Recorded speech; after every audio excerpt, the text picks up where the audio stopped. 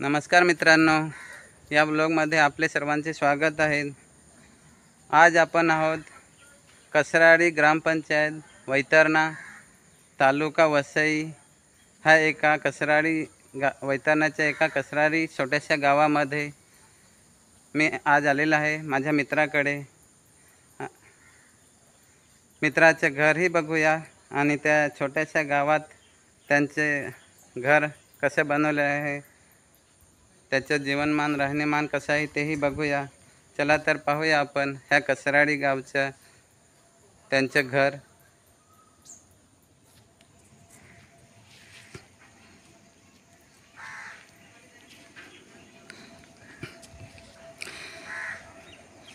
हे त्यांचं घर आहे, सुंदर असं घर बनवलेलं आहे।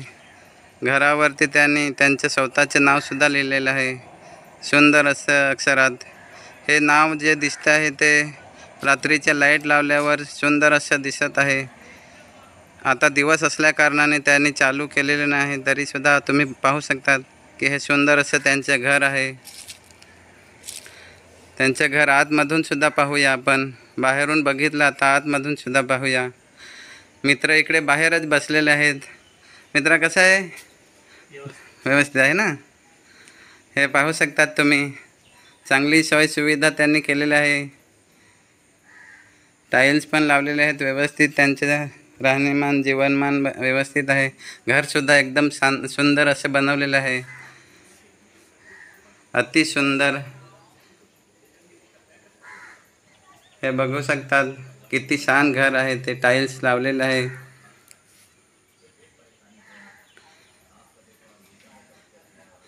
हे वरांडा आहे समोरच्याच, आतमध्ये सुद्धा बघूया आपण आजचे घर त्यांचे कसं आहे ते। हे समोरच घराचे अगदी समोरच हॉलमध्ये त्यांनी एक मोठी अशी टीव्ही लावलेली आहे। हे किती इंचची आहे मित्रा? 50 इंचची टीव्ही लावलेली आहे त्यांनी। एकदम सुंदर असं टीव्ही पण आहे, मोठा आहे। आणि हे त्यांचे हॉल आहे, हे तुम्ही पाहू शकता किती सुंदर आहे ते।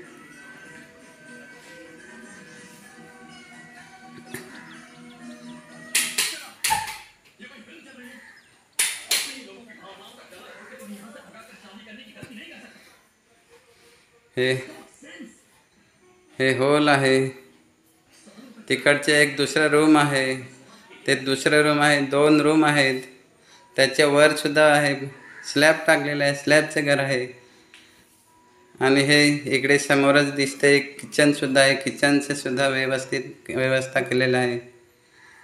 असं हे माझ्या मित्राचं घर छान असं सुंदर असं आहे। मला सुद्धा मित्राच्या घरी आल्यावर खूप आनंद झाला हे घर बघितल्यावर। त्यांनी त्यांच्या मेहनतीने छान असं घर बनवलेलं आहे त्यांच्या परिवारासाठी। मित्रा, तुम्ही पाणी कुठून आणतात? पाणी आम्हाला जवळजवळ 600 फुटावरून 600 फूट म्हणजे 6 पाईप लागतात आम्हाला मराठी शाळेजवळ। म्हणजे साधारणतः 600 फूट ना? तर किती दिवसांनी तुम्ही पाणी? आम्ही आता माझ्याकडे 2000 लिटरची टाकी आहे, तर आम्हाला 8 दिवस पाणी पुरते। 8 दिवस? 8 दिवसांनी आम्हाला परत मराठी शाळेवरून म्हणजे 600 मीटरवरून आम्हाला मोटर लावावी लागते। असं तेही पाईपने आणावं लागते?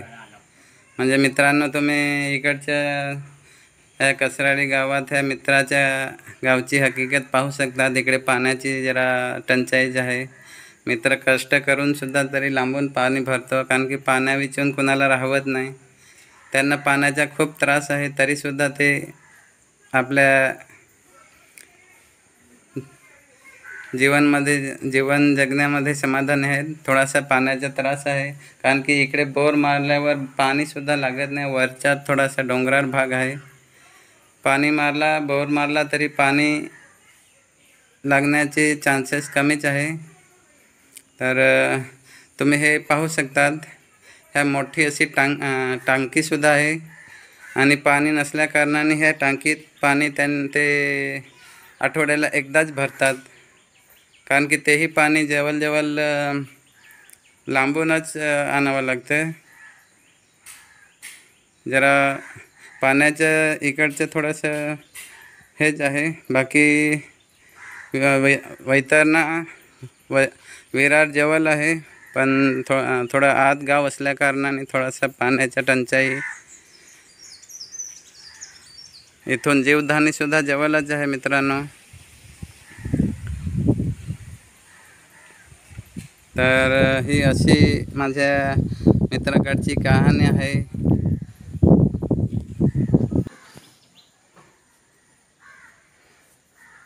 माझा मित्र पाण्यासाठी कसा त्रास करत आहे ते त्यांना थोडंसं विचारूया, विस्तारपणे ते सांगतील.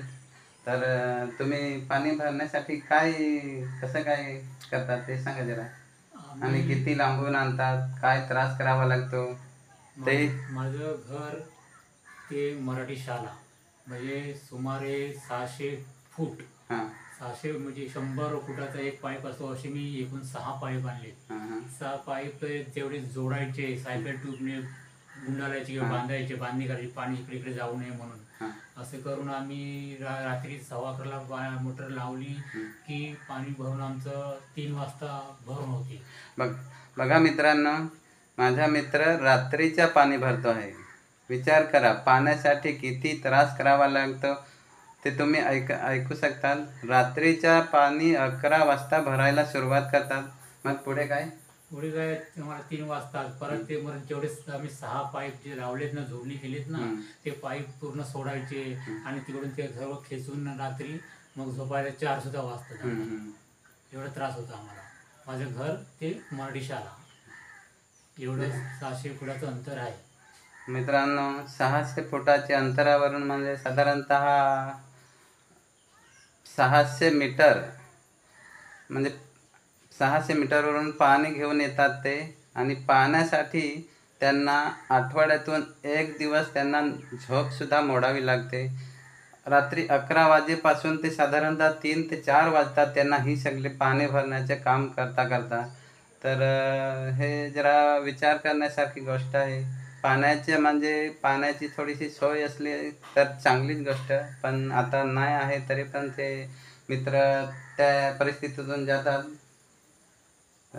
मी व्हिडिओमधून थोडासा हाच मेसेज द्यायला पाहतो की पाणी घरोघरी राहिलं असतं तर बरं झालं असतं. बाकी काय कसं काय तेच तेवढंच आहे.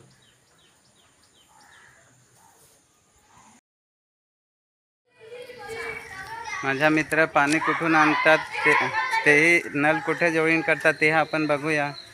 हे बघा, हे लहानसंच नल आहे. ह्या नलावरून ते पाईप जोडणी करून 600 मीटर पाणी घेऊन जातात. हे छोटंसंच नळ आहे. ह्या नळावरून पाणी ते भरतात. तुम्ही